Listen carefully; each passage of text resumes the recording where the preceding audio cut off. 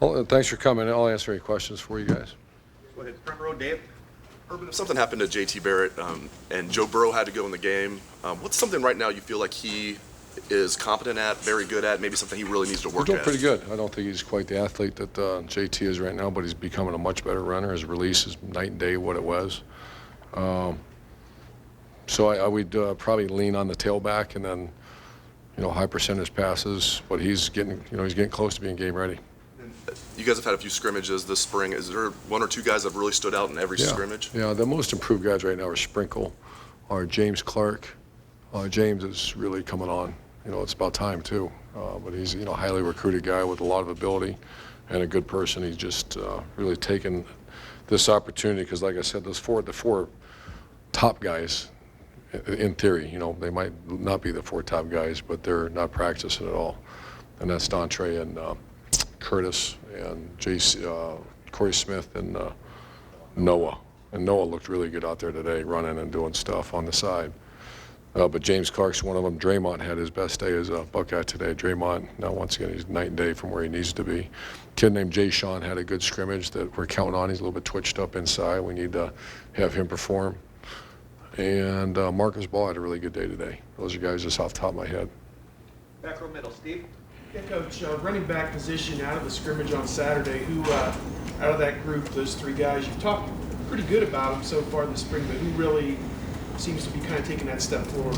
We're pass heavy right now on purpose. So I think once again it's still Briante and Mike are fighting it out, and the young guy's done a decent job, but he's not on the same level yet as Mike and Briante. So Mike and Briante are still, no one's separated themselves yet.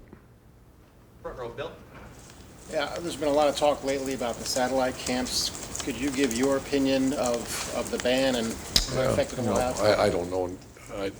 I just hate to see. The biggest thing that I didn't realize that was part of it is that now the MAC schools can't come here, and I mean, probably hundreds of scholarships have come out of here to those young players. And I know my son's getting recruited now a little bit. And you're like, what camps do you send them to? Not many kids can play at Ohio State, so don't send them, or send them. But now Bowling Green didn't get a chance to watch him play. And once again, there's no hit on, when I was at Bowling Green, come to Ohio State's camp because you get to see all these players. So I didn't realize that was part of the conversation about I wish they'd revisit that part of it. But once again, I think sometimes there's knee-jerk reaction because people complain and all that, and I get it. I get that. I think that's a slippery slope, but I'm not worried about the high-level players because they're going to find a way to get where they got to get. And I'm talking about there's a big chunk of players out there that deserve to play major college football, and I think I hope they revisit it. And I'm not saying what's right or wrong because I don't really know, but if you always think first about players, just like someone told me they passed the texting rule. That's the most ignorant thing I've ever heard. Because they can't manage the coaches, they can't police the coaches. Okay, fire the coaches that do it. Fire them, and make the penalty so absolute out of control that they won't do it. You'll never coach again in major college football if you on purpose text someone. Okay, move on to the next rule. But think about the student athlete first, and I think they need to revisit this because I did see some good stories. I read about a kid that never got a shot to play, but he went to, because he can't afford to, everything's on the player's dime right now. So it's going to be interesting how they keep revisiting that. On a different note, Tim Beck talked to us last week and talked about how it's night and day, the way how comfortable he is this year versus last year. Could you evaluate how he did last year and what you see in him this year? Yeah, just okay. Just okay. He took over for a very valuable guy, and just okay. I expect more out of him, and our offensive staff in general. I think we have to do a better job than we did a year ago. I see it happening this spring, and but I see a growth of an offensive staff. Far right over here, Austin. Urban, is Saturday and the spring game, is it more important this year than some other years because of the youth? Sure. Yeah, that's obvious. The obvious answer is absolutely. And the one thing that we're going to have, it's supposed to be great weather. I'm hoping we get 100,000 people. So that's another appeal to our fans to come on out. And this year, even more than last year, to see how some people. I want to see Joe Burrow perform in front of 100,000 people in the stadium, and I want to see Mike Weber perform in front of 100,000 people. They've never done it. on the defensive line. How's Draymond going to perform in a nice, loud environment where things are going on and it's chaos? And so I'm appealing to our fans to come out and support us for a lot of reasons. First of all, it's supposed to be a nice day. Come on out and watch your team play. We appreciate you coming out. And there's extremely the value this year is greater than probably in our 4 years here to see how these young players respond. There have been other schools that kind of phased out games and have done practices. Have you considered that at all in the past, or why is the game Well, you don't want it for the for us, number one, not the fans, but sometimes you get caught in those situations. And if it was 22,000, then yeah, just have a practice because it doesn't matter. In that stadium, you put 12,000 people in there, of course, just have a scrimmage because it doesn't matter. What's the difference between out there but we get that. There's nothing like performing in front of 100,000 people, and for me to watch that. So I have had that because you get injuries and you get depth issues, and we've played with the offensive line for both sides are the same. They just kept changing jerseys because I didn't want to not have that opportunity to play in front of a huge crowd. Front row left, Mitch. You talked last week about how JT was smarter than your staff. Could you talk about? I said that? Yeah. Not smarter than the head coach. That's what you said. Okay. Can you talk about his development and where he is today, where you're Outstanding. seeing him today, Yeah, as opposed to, Well, last year he didn't have spring practice. The year before, I'm not sure he had it either. I don't know, has he ever had spring ball here? You'd have to go back in the archives and think he's never been the quarterback in spring practice. You know that for sure. So he's having a great spring. It's not, we're changing some things on him that we felt fundamentally he wasn't where he needed to be last year for whatever reason. So and the word twitch comes up with JT a lot. He's a fast player that we need him to play as fast as he can. And what happens when you play with receivers that don't know what they're doing, that sometimes we call it one bad rep is worth 100 good ones.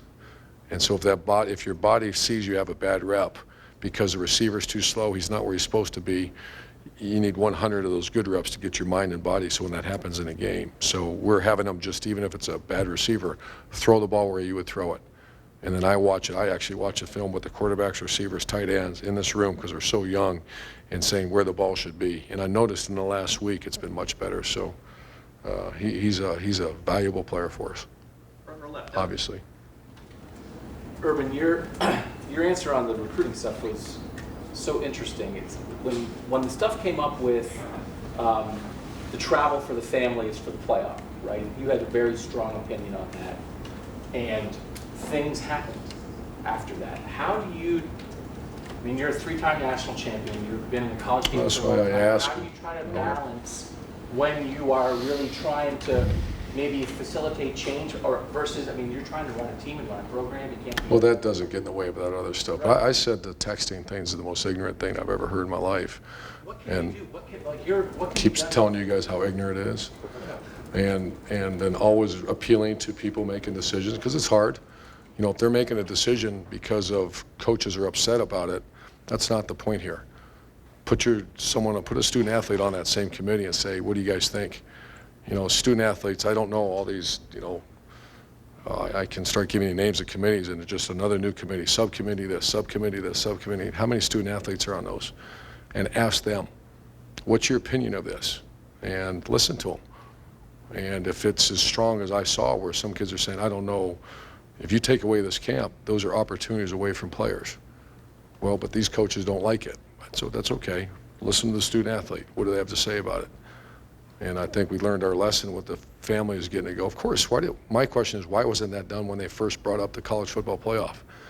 So whoever has that checklist, number one, student athlete, then all the other stuff about building facilities and salaries, and if the commissioner's grandchildren get to go to the championship games or not, because they all do, right? But you tell me that the backup tight ends family can't go. It's just common sense, but why isn't that the number one thing? How does a student athlete feel about this rule? Do you really want text messages from 100 universities on your phone when you come out of school? Maybe the student athlete, the ones I know, what? No, I don't want to hear from these schools. But now you're going to get them. Some intern is going to be punching text messages on your phone, and you're going to get. And maybe you can block numbers and all that, but that's just too hard. Why? Because it's easier on coaches. Or maybe it's easier for the enforcement because they just can't, because people are doing it. I guess it just doesn't make sense to me. I mean, it's just weird. It's like the NCAA doesn't make sense to a lot of people, but most. And I think they're trying. This is not an anti-NCAA I thing. understand that, but it's complicated stuff. But we can do your voice. I would imagine even your voice. I think there's a few coaches out there, I probably agree with that we don't get asked a lot, which I think is kind of curious too. And then a separate topic. You had mentioned Tracy Sprinkle as one of the guys who's really standing out this spring. For any guy who's had stuff off the field in the past, we know what happened with Tracy, is a guy done with that and it's done?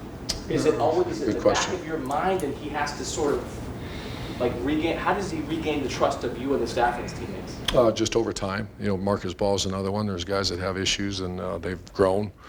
Sometimes they're 17, 18-year-old issues. Sometimes they're character flaws. If we think it's a character flaw, then eventually we got to move them on.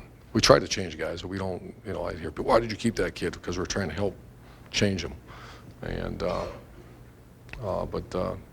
Tracy's grown out of that mess that he was in, and I found out exactly what happened that maybe people here don't know, but that's not important. So they're on probationary status, and once they start moving away, but it's always going to be there.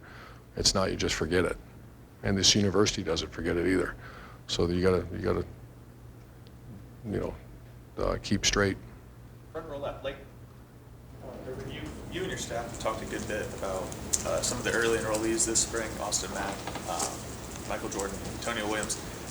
Have you seen what you expected to see out of them this spring, and how anxious are you to see them? No, they're much on better. I made Saturday? a point. One of the players came in the other day and said, do you really enjoy coaching? And I said, yes. And I go, no. Then I go, yes. Then I go, no. And then so I had an emergency team meeting just about 10 minutes after that. And I just had a player ask me, I answered yes. I love coaching a good kid, good student, good guy that does everything right, Austin Mack. So we had 4 of them come in at Michael Jordan, Austin Mack, Jonathan Cooper, and Antonio Williams. The answer, how do you like coaching those guys? I love them. They're over 3-point students. I don't know if they missed a class yet. And they do everything right. Then I can give you a list of names. No, I don't like coaching those guys. No, matter of fact, I have a hard time being around them. And we try to be honest with our players because we want everybody to be like that. So they're much more than we even thought they would be. Because you never know what you get. Because sometimes high school coaches and people tell you they're the greatest people in the world, and you get here and they're not. So we try to change. But those kids are doing great. I put Malik Barrow into that too because he's really doing, but he's been hurt. And final questions, Tim? Urban, how are you going to play the quarterback Saturday? Is JT going to play a lot? Will he be in the black jersey? I mean, Yeah. I would think you've thought that through a little bit. Yeah, I think we'll let Steven and Joe play a little bit live. I might bring the jerseys out to cover them up a little bit, but those guys have been live pretty much throughout the spring because that's a big part of who we are. How do they really, not who we are, how college football is, how good's that quarterback to escape pressure and all that. JT will play. How much to be determined, and really we haven't even got there yet. We want to really have a good Monday and Wednesday. I'll let you know more later in the week. Well, you kind of touched on this a while ago, and I wouldn't clear exactly what you said, but with the offensive line wise, will you have 2 separate offensive lines, and they'll have added? Yeah, well, I think we'll have enough for a full team. Once again, Yeah. we'll give you that information after Wednesday. How much had you met or been around? I would think Will Smith was around maybe when y'all played down in New Orleans a couple of years ago and stuff. And just, what was just your thoughts on him? I'm not sure how well you knew him, but just what were your thoughts yesterday when you got the news and what that means? I mean, Luke Fickle sent me a text. Coach Fickle knows him as well as anybody. I believe I met him. He was a very unassuming, didn't expect the world to stop when he walked in the room, and I guess just a wonderful guy and all that wonderful family. So we had a moment of silence and lifted up their family in prayer this morning, and it's just tragic. And then we use it just like there's some legal issues across the country. So we spent the first 10 minutes of today's meeting talking about some issues that are going on in college football, and then also, press pause, and then situations. And I don't know the whole situation, but you try to educate your team any chance you can. And last thing, are you going to literally actively try to get that rule changed that Kent State MAC schools can be at your camp like they have been? They've been coming When to we this get through camp spring football, then we might decide, but we got to get ready for Wednesday's practice, and I hope they reconsider it. I hope after an article, when you guys does, maybe they'll call and ask our opinion. Thanks.